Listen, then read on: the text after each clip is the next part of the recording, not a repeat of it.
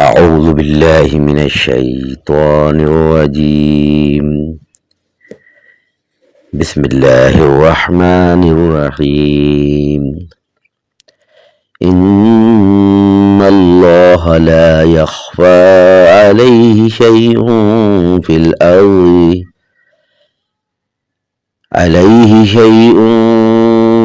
الأرض ولا في السماء. سورہ آل عمران آیت نمبر 5 کی تلاوت کی گئی ہے. اس کا لفظی ترجمہ اِنَّ بے شک، اللہ تعالی، لا نہیں، یخفا چھپی ہے، پوشیدہ ہے، علیہ اس کے اوپر، شیء کوئی چیز، فی یعنی میں، الارض زمین، و اور، لا نہیں، فی السماء فی یعنی میں، السماء آسمان. مطلب یہ ہے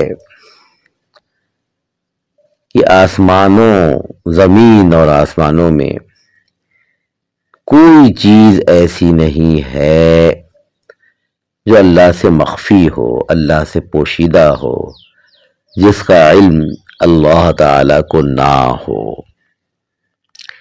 دیکھیں، یہ اسلامی عقائد ہیں.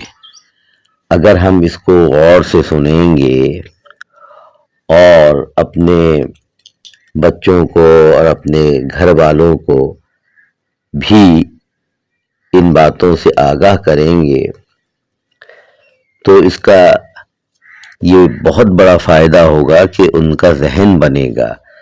ان باتوں کو سننے سے ذہن جو ہے وہ بنتا ہے.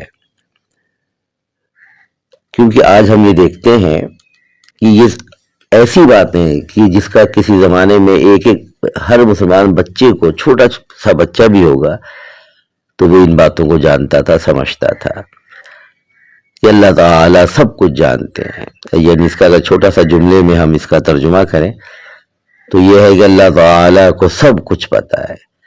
اب یہ کوئی ایسی چیز نہیں کہ جس کو مسلمان نہ سمجھتے ہوں، نہ جانتے ہوں.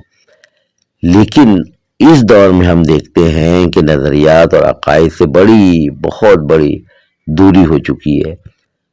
کیونکہ کوئی کہنے والا نہیں، کوئی سمجھانے والا نہیں، خود بھی نہیں سنتے ہیں، کسی واعظ میں نہیں جاتے، کسی درس میں نہیں جاتے، اور نیٹ وغیرہ پر بھی غلط سلط چیزیں یا بہرحال الگ قسم کی چیزوں کو دیکھنے کا بہت رجحان ہو گیا ہے.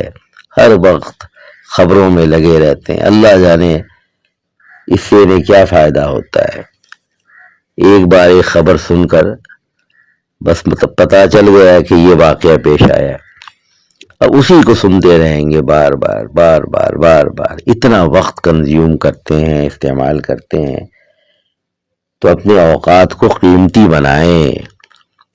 آخرت کی طرف بھی توجہ ہونی چاہیے. صحیح عقائد، صحیح نظریات، ان سب چیزوں کو سیکھنے کی ضرورت ہے.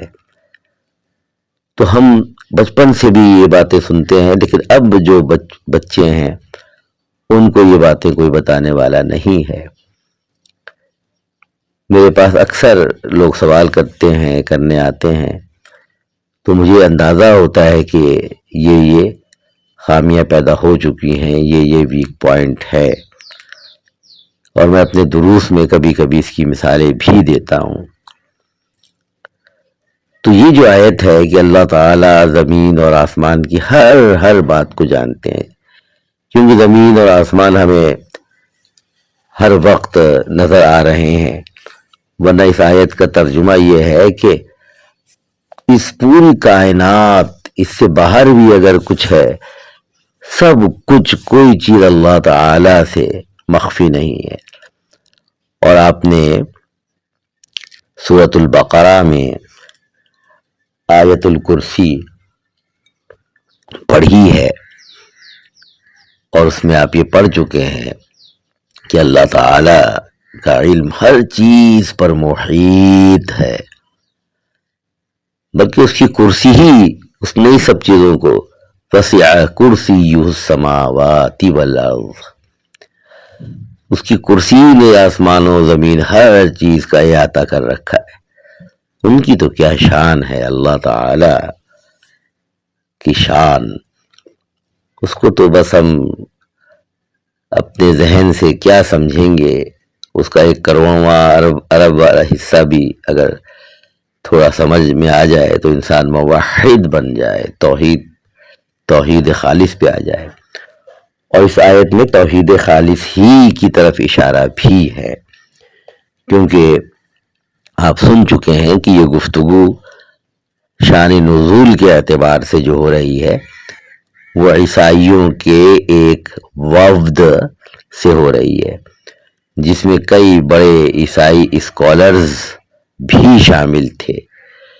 تو ان عیسائی اسکالرز کو یہ بتایا جا رہا ہے کہ دیکھیں، آپ جو شرک کرتے ہیں، حضرت عیسیٰ علیہ السلام کو اللہ کا بیٹا کہہ رہے ہیں، اللہ تعالیٰ کی صفات میں شریک کر رہے ہیں، ذات میں بھی کرتے تھے شریک، تو اللہ تعالیٰ کی صفات تو آپ دیکھیں کتنی بڑی ہیں، جس کا آپ بندوں میں اگر اس کو شامل کر رہے ہیں کہ اس میں بھی یہ صفت ہے، تو کہاں کوئی ہے ایسا بندہ کہ آسمانوں اور زمین کی کوئی بات اس سے مخفی نہ ہو، تو پھر اسے کیسے آپ اللہ تعالیٰ کے برابر کر رہے ہیں، اس کا شریک ٹھہرا رہے ہیں۔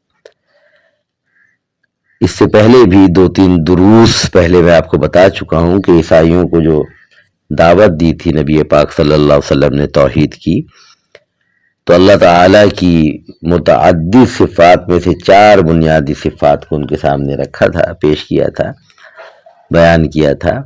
ایک حی، یہ اوپر گزر چکا ہے، حی آپ ذرا اگر قرآن پاک کھول کر دیکھیں تو حی کا لفظ اسی آیت نمبر 2 میں، سورہ آل عمران کی آیت نمبر 2 میں حی دیکھیں گے، اللہ کی صفت۔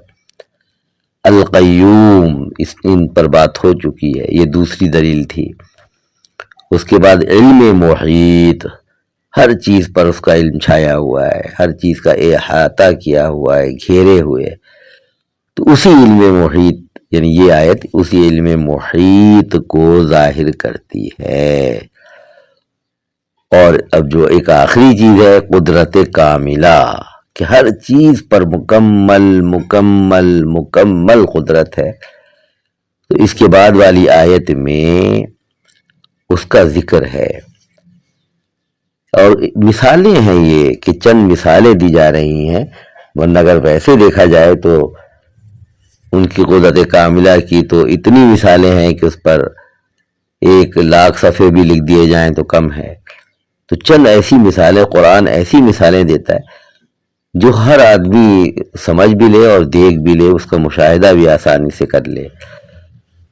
تو بہرحال آج کے درس سے ہمیں یہ سبق ملتا ہے کہ اللہ تعالیٰ کی تمام صفات کے بارے میں جو اسلامی عقیدہ ہے اس کو سیکھیں اور اس پر قائم رہیں، اور ان صفات میں کسی غیر کو، مخلوق کو شامل نہ کریں، یہ شرک ہے۔ اللہ تعالی ہمیں اس کی توفیق عطا فرمائیں۔ وآخر دعوانا ان الحمد للہ رب العالمین۔